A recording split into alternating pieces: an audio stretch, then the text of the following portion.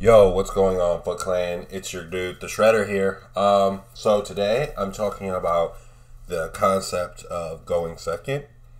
I'm talking about the way it was before Master Rule 5, the changes it had. I kind of felt like it had a death or falling out.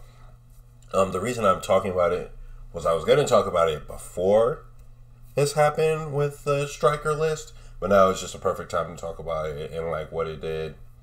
That being said, if you like what you're seeing, don't forget to like, comment, and subscribe for me, please. And if you really like what I do, just don't forget to hit that the ding bell so you can get all my other future content. A few announcements coming up. I have to give you all the rest of the pack openings that I have. The Dino versus Emancipators, and I think I have something else. I probably have some more concept videos I'm going to come up with here in the near future. So that being said, let's take a dive into the concept of blinding second.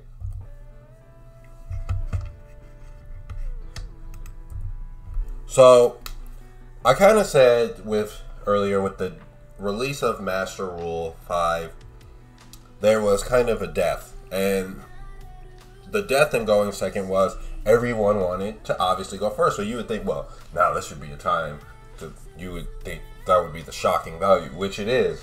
But the problem that you started having was boards were being built differently. So now you're having like you're having at least one or two Omni Negates and Savage and Herald now because of Hella Fry Racks, and now you're getting also locked out in a certain way of the game, which hurts you in breaking the board with Buster Dragon and Calamity. And if they don't do that, if they're not putting up these huge negates, they're just gonna lock you out with Calamities. And the problem that you have with Calamities is, you can't attack, and some of these going second strategies, they need to OTK or break the board they need to resolve their monsters effects and attack, like I said, to really break your board. Especially when you have that with Omni Negates, it kind of does a lot. And that kind of changed the way of going second. And that's kind of what, Hella Fry Racks and Union Carrier and cards like, us finally getting all these cards are kind of done. And that's kind of the problem that has resulted in the death of going second. It's kind of hard, unless your deck has like inherent things that it can do to break the board. So the base ideas of going second are, you actually want to have 6 cards in hand. Or you want to have the idea to have 6 cards in hand, not including, hand traps. You want to have the ability to break the board, OTK potentially, or you want to have the ability to control the game state if you want to make it grindy. You also want to be allowed to play the most unfair cards as possible, and we'll dive into those in a minute. Going second 6 months ago in the Eternal format was very popular. Obviously, the pilots of those decks reasoning were these base ideas. Also, the decks they would play were decks like Sky Striker, Orcus, Cyber Dragon, Mech Knight, Invoked, and Dinos, to name a few. Why this was a thing? Because of the surprise factor that you would have. Losing the die roll, you could just, you're obviously assuming during the Eternal format, everyone wanted to go first, set up. But because you have going second cards in your hand auto on game 1, and you get to see that 6 card, you now have the potential to, also you have the first battle phase. So now you can either evenly them, you can attack for game, like board wipes or OTK to break the board. This idea was very skill based. We saw other people kind of try this. A few to name. There was a Going Second Orcus list. I think it was by a guy out in German. I cannot remember his name for the life of me right now, or say it for the life of me right now. Thomas Rose did this with BA, and just to name a few, and a lot of striker players after a while liked doing this. You know, there was like this mix of, oh, we should go first, or we should go, even when like they had Widow Anchor at 2 and engage and stuff like that. This was really a lot of pro players' choices. So, like I said, you're gonna now start looking at these like break your board kind of styles, but there's different ideas that are going about them. Some people resolve their deck around making just board sorting and OTKing you. That was a thing with some Orcus players. They would also, there was another build where you could really grind out and control and then make more sword. You had Striker with, at some point, you know, Jesse Cotton did this at Nats, where he played Sky Striker and he just made Utopia double because, you know, you would make Suzuku unaffected and you could just attack for game. You would use other big monsters such as Dinos. UTC has always been strong at just obliterating monster heavy boards and just swinging over them and then OTKing. The same with the Dangers. The Dangers apply they work well as extenders and as applying pressure in a sense, because if you look at Bigfoot and you look at Thunderbird, they do this well where they allow you to really break the boards. I like the Dangers. I liked those Dangers. I really liked Bigfoot. I thought Bigfoot was really good because you could just break the board easier with Bigfoot because, you know, that's his effect. You know, obviously people like big monsters, so you're in this like beat down scenario that can come across. Another few cards that, or now when you start looking at the spells and traps, you have stuff like Super Poly, you have stuff like Mind Control, Evenly Match, and Twin Twisters. You really want to thrive on building a deck that has some sort of back row or mass removal. Also Lightning Storms in there, I just didn't put it on here. My feelings about Evenly Match and Lightning Storm are, they are really good if you open them turn 1. After that, they're kind of dead. They're very dead, in my opinion. They don't really do anything, and they kind of brick you if you're playing a really grindy deck. Super Poly, and this is why Super Poly has fallen off the wayside in a sense, because if you look at Emancipators, right, they build a board and they build up a lot of negates. They build 3 negates, 3 Omni negates, I guess you could say. But the problem they have is,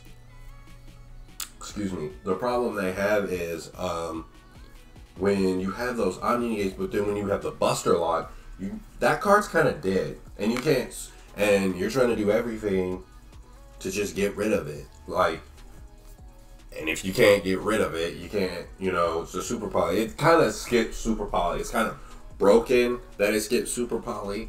And now with all these negates, Mind Control. Now, Mind Control is a good bait, and it is a good take. You know, if you look at an old card, people used to do, I think a lot of players used to do this. They used to Mind Control and Phantom Sky Blaster. I think that's like Boar Sword right there, actually. So that's a really good one. Orcus used to do this. Like, that's a Galatea at the least, or a Galatea to a ding, because, you know, you just slap a ding on top. And in Mech Knights, that's really annoying in Mech Knights. If you go back actually a while, my friend, he topped a regional, Jordan Foster, look it up. So he topped a regional, and this was the concept, because no one got this. It wasn't really like, he didn't really say it, but this was the concept at the time. So this was during the Eternal format. He was playing Mech Knight, Luna, And the idea was you would play he would play a bunch of hand traps and going second cards, and Luna to bounce stuff. He would play the Luna, Fairy Tale Luna to bounce, and the Mech Knights to put pressure. And this is a good point to why going second is a popular thing, or it works in some instances. No one knew about this, right? So people didn't know about it. The other problem was, your matchups do matter. I remember at the time, because I remember it was a 10-round regional. I remember him being at top tables, and I think most of his matchups were Salad been great. And at the time, Salad, big brain here, Salad was either scything you, or they were ending on something in the column behind the Sunlight Wolf. So it would be in the same column you would have Sunlight Wolf, you would have a trap or something. So that's like free. That's a free summon right there. So because people didn't see that, and that's like one of the things, like one card starters, and it's just really good. Massive. That's just my opinion. It was just a really great thing. Obviously went like X1, I think. I can't remember where he went. It was just out of the box. No one like really understood it or knew how to break it down. Well, but yeah, Super Poly, Mind Control, Evenly Matched, Lightning Storm, all these other going second cards like the name, Twin Twisters, Cosmic, for mass removal or back row. So, back to the Mech Knights. Another thing, Mech Knights. They're really good. They put bodies on the field. You really need Mech Knights. I'm not saying you need it, but this is a thing. The Mech Knights are really good because they're big. I think they're like 2,500, like purple is, and blue sky, and they all get you into things. I mean, Mech Knight Invoke plays it. Must be good, you know. And I Invoke's doing something. Prankertops. So I'm gonna make a wild claim here that I feel like Prankertops is really good at doing a few things. And Prankertops going to 1 is important because I look at it if you look at Goats, right? Goats ended when Cyber Dragon came to the scene. And that's how I feel like, because I think it got hit to 1. Don't quote me on that. But I think it did. And I say this is really impactful because a card like that was really good. Because what Prankertops does is, I don't think it should be at 1. That's just me. But I think it's a really good card that what it does, like you summon and it's a pop. That's really strong. Like 26, like that's a board breaker in itself. It's a big body and it can pop. You know, if you theoretically think about it, right? If you're playing against Orcus, that gets rid of your ding, right? That gets rid of 2 of your ding's materials. If it has that big. Well, yeah, it'll probably have 3. No, it'll have 2. It'll have 2. So there's that. Kaijus are really good. All these things I'm naming, or some of these things I'm naming, like the Dangers, the Kaijus, Instant Fusion, Mech Knights, these are really good extenders and also board breakers. I forgot to say that. The other thing, I think it was Mech Knight Luna Kaiju. That's what it was. Because he was playing Kaijus, I remember that because he would like bounce people's stuff back. And if you're playing against Striker at the time, because Striker was like the best control deck, you know, it is still the best. It for some reason just never loses. Striker, it would sit down Striker, Instant Fusion, really good. You know, eating monsters with 1,000 eyes and stuff like that. It works really well. All these things to break boards with decks like that play Appaloosa, that play Savage, that play Herald, that play IP. You know, you want this person to lose their steam and you just want to break that board and overextend. I chose, the next one is Hand Traps.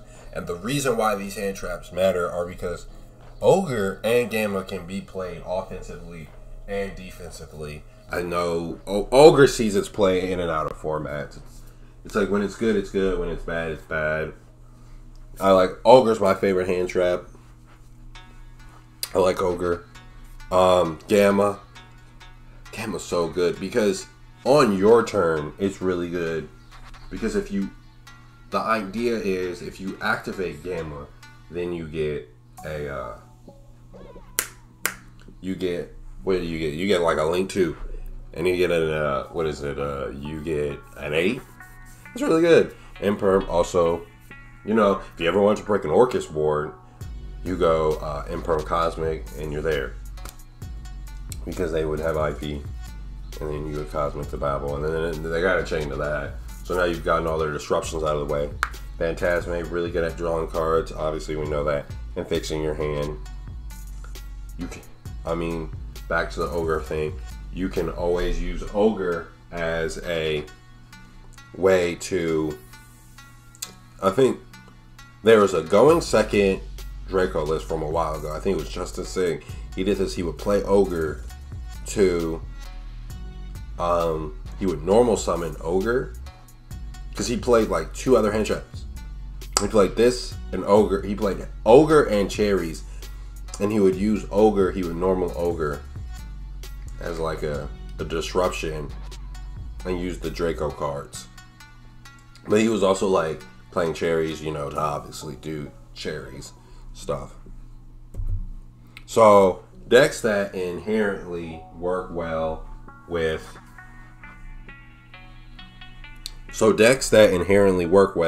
going second, but can also go first. Orcus. I have 2 other decks here after this, I believe, at some point. But I look at Draco and I look at Striker because they're really good at controlling. Like from a control inherent standpoint, they can manage to break your board and establish their own kind of control board aspect. Draco at full power used to do this really well. Like I go second, I break your board with like my traps and my spells and stuff like that, and I draw cards, and it's really consistent enough to do this. So I can go first or second because my stuff floats. It's a really important thing. Floating is really good. It's really cool. It's the floating spells and traps was mind-breaking. And this is why Eldritch isn't that good, in my opinion, at doing this. Like when people call it like, oh, Eldritch is like Draco. No, Eldritch can't go second like Draco can. What Draco does is they can recycle. They pop at the time. Once they hit the grave, they're doing something. They can recycle easily here. They can draw cards. You pop something with Apocalypse, that's happening instantly where everything revolves around Golden Lord. So yeah, they float in the grave the same differently, but I still feel like Draco is better in that sense. And they've kind of watered it down because they don't want to do the same thing. With Striker, they don't, none of their cards float, but they do have a resource management in multi-role. Plus, what they do with not floating is like if you have 3 or more spells in grave, they do more. Widow Anchor takes, it negates, then it takes, Afterburners, monster, and then spell, and then Jamming Wave spells. These decks can go first or second. Like you just cut it, you just play more, or you could play less. You could change it around. It does so much. And then when you look at other decks, finally, when you look at other decks, you want to look at Orcus. Orcus is a really good, and not these 2 together. Orcus going second was really good because it could just make Borisword OTK with Ding sends. I don't know what more you want me to say. Ding sends. Infinity takes, eats, and has negate. Ding sends and protects. It's really good if you want to make a deck in that strategy up. It's always doing something. And at one point you could play both of these together because that's how they would not get Nibiru, or Orcus would. So they would just eat the Nibiru. So like I said, you would take all these decks together, build to link climb to go all the way up. So my points are, going second, in my opinion, is die because, again, because it takes away from the fact that the deck is, or the decks die because you have all these Omni Negates. Cards are being played around. But here's some ways how going second works with hand traps, extenders, break your board cards, and all this. It's really good.